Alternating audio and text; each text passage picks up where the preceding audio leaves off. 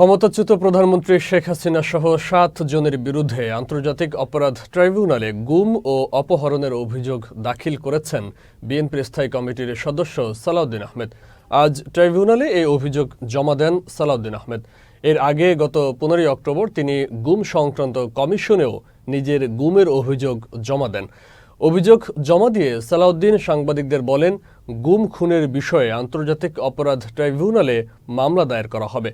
তবে এখনও এ ব্যাপারে দৃশ্যমান কোনো কার্যক্রম দেখা না যাওয়ায় ক্ষোভ জানান তিনি। এ সময় সাবেক প্রধানমন্ত্রী শেখ হাসিনা সহ গুম খুনে জড়িত সকলের বিচার নিশ্চিত করার দাবি জানান বিএনপির এই নেতা।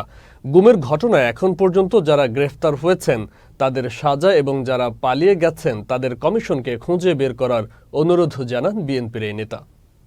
আরো অনেক আগে আসার কথা ছিল মামলা করার জন্য, বিভিন্ন রকমের ব্যস্ততা এবং তথ্যপত্র সংগ্রহ করতে একটু দেরি হয়েছে।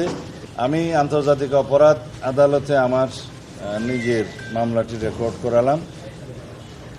আমার এখানে প্রাথমিকভাবে ৭ জনকে আসামি করেছি।